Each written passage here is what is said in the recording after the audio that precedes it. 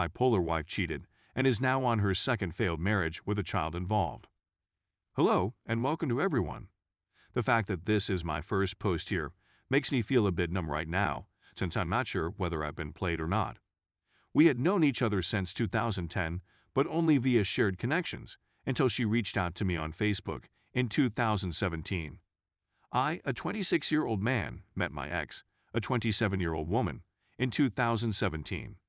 She informed me that she had a romantic interest in me since high school, that she had just divorced, and that she wanted to know whether I would be interested in going on a date with her. I agreed to her offer, and it looked that we were starting to fall in love. We clicked right away since she had a child from a previous marriage, who was approximately 2 years old at the time, and we both had children. Because her father was absent, according to her, and refused to have anything to do with her. I progressively became more of a father figure to her, and now I am the only person she knows, and I am raising her as if she were my own child. My ex-girlfriend notified me that she was expecting our child 3 months into our relationship, even though she was supposedly on birth control and had her tubes tied. Despite the fact that she had misled me about taking birth control, she and I ultimately decided to keep the child and do our best. Despite the fact that this was a big red flag at the time, I still loved and forgiven her for the lie since I'm such an utter fool. A year after our child was born on July 18, 2018, we were married, in a lavish ceremony funded in part by her parents, and moved into our marital home, which had been generously gifted to us by her parents. We paid rent which went towards the mortgage. Due to the fact that I became aware of how strangely my wife would react to the smallest of things, our marriage started to crumble. There were times when something would set her off, and she'd storm into the bathroom with her phone, forcing me to leave her alone for hours so she could cool down. It was a constant source of frustration for me. When I was looking at her the wrong way, it might sometimes result in this. The idea that anything might set her off was absurd. On one occasion, we got into a heated argument because she had wasted all of our finances and had nothing to show for it, not to mention no explanation for why she had done so. Her hand cut into my palm that night, thanks to the shrapnel from a broken mirror she had smashed during the altercation. It is important to note that I have never threatened or otherwise interfered with her personal life in any way. We were encouraged to take her to the doctor as a result of this experience, and she was diagnosed with bipolar II disorder. Years pass, and she seems to be more stable as a result of her medicine, but she is no longer the same. She's cold and distant, and she never seems to want to go out with us the way we used to. S was fairly consistent, about once a week, and I kept my mouth shut despite many attempts to speak to her about how I thought she was avoiding me, to which she claimed anything was wrong. She willingly resigned her job to be a stay-at-home parent, while I worked full-time and cared for the kids / cleaned the house on my days off. Even when she was aloof, she would say how much she loved me and how happy she was with our relationship. It all comes to a climax around 3 months ago when she begins taking a new SRI and begins depleting our funds, leaving me at home with the kids while she goes on unusually lengthy midnight dog walks and creates disputes only to leave the house for hours at a time. She changes the password on her phone and begins getting up in the middle of the night to use the restroom and text for hours.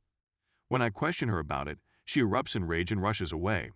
She barred every female Facebook friend I had. I was completely faithful to her and never even looked at another lady.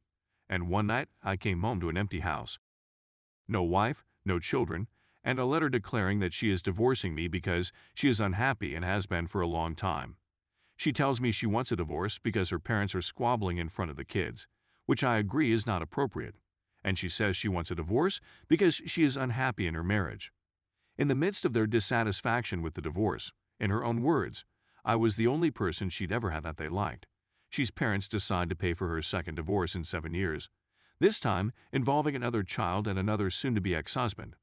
We signed documents. There will be no alimony or child support for my son because I never legally adopted my daughter, despite my best efforts, during which she puts on an Oscar-worthy performance, wailing as soon as I walk in the door and declaring that she needs to vomit up.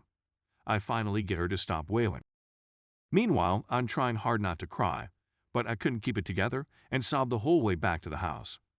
My ex-girlfriend called to tell me she was going to work on herself and that she may be able to reconcile with me later.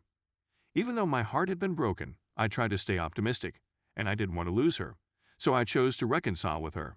When I pick up our children for the first visitation, I inquire about the week's events with my daughter, who tells me that my ex has already brought a new boyfriend to the house. We literally signed divorce papers 5 days prior. This man would come over and have sleepovers with my ex-wife while I was at work. She told me while we were still married. I was shocked to learn this. I'm unhappy, and I feel as like I've been tricked my whole life, spending 5 years of my life with someone who never really loved me and just wanted someone to support her in her time of need. Despite the fact that my children are already coping with the consequences of the divorce, she has already wrapped them with her protective AP. I'm outraged and heartbroken by what has happened. Edit. I feel I now understand why she acted in such a remorseful manner during the divorce. Although it is none of my business, she made it clear to me that the divorce was not the result of someone else, and that she really wanted me to understand that. Whoever this new man is, he is currently living with her, and although it is none of my business, she made it clear to me that the divorce was not the result of someone else. What of nonsense? For 5 years, I was used and abused by this woman, and every time she went into a fit of hypomania or despair, I was there to pick up the pieces and put her back together. Story 2. 19 years gone in one conversation. My 46-year-old male, white 48-year-old female of 19 years informed me about a blind date that she had been put up on by a friend. She went out with her best friend T for a girls' night out on the town. T is said to have set her up with a guy she had already slept with a few weeks before. T was up with someone else at the time, and he had set up my wife for the experience before that. My wife left the house about 7 p.m. and returned at 3 a.m. the next morning. The revelation came completely unexpectedly, and she expressed regret, expressed a want to work on our marriage, expressed concern about the waterworks, and asked forgiveness.